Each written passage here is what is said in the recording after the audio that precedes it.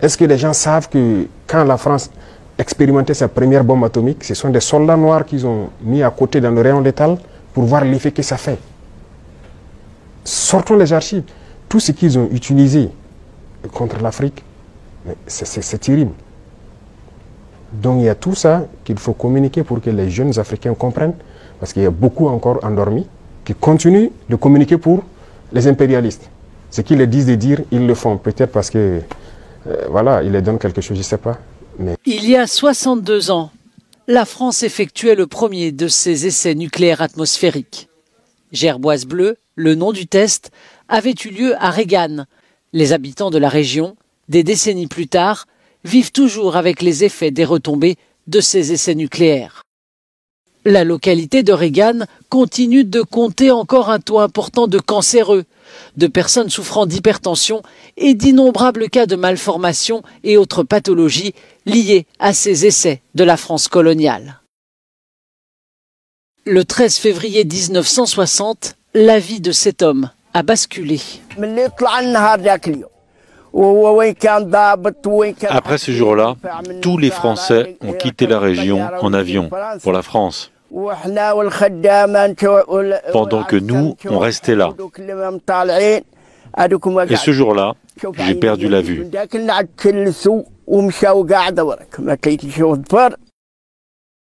Les essais nucléaires dans le désert ont duré 6 ans, jusqu'en 1966.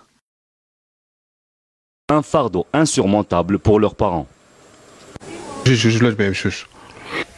Mes deux fils sont handicapés moteurs, je m'en suis toujours occupé, mais aujourd'hui j'ai besoin d'aide. À peine 2 ans, Khaireddine, lourdement handicapé, est né avec un spina bifida et une malformation au niveau de sa boîte crânienne. On lui a enlevé la tumeur du dos et on lui a mis en place une valve dans son cerveau avec une canule qui descend jusqu'au bas du ventre pour drainer le liquide en surplus dans le cerveau et empêcher ainsi l'augmentation du volume de la tête.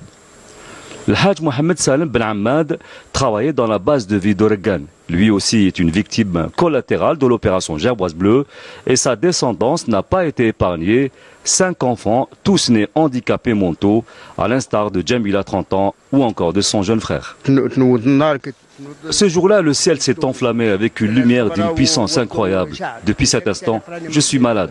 Des recherches faites récemment ont montré que la France aurait procédé à des essais nucléaires dans des sites non encore identifiés, élargissant encore plus la superficie des terres irradiées qui menacent à ce jour. Nous ne sommes pas dans une démocratie, nous sommes bien en révolution progressiste populaire.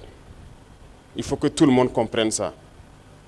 Et c'est d'ailleurs plus étonnant que ceux-là qui sont censés être les intellectuels qui ont fait l'école peuvent imaginer qu'un pays peut se développer dans la démocratie. C'est faux. Quand on nous cite un seul pays qui s'est développé dans la démocratie, ce n'est pas possible. La démocratie n'est que l'aboutissement. On passe forcément par une révolution et nous sommes bel et bien en révolution. Ceux qui ne l'avaient pas compris, on le dit encore haut et fort. Il faut que tout le monde incorpore cela. Et notre rôle de communiquer, d'expliquer, de faire comprendre ce que c'est que notre révolution, nous allons continuer à le jouer. Donc, cette question de démocratie ou de libertinage, d'action ou d'expression n'a pas sa place. Je l'ai dit une fois, autant que vous pensez que vous êtes libre de parler et d'agir, l'autre est libre de parler et d'agir également.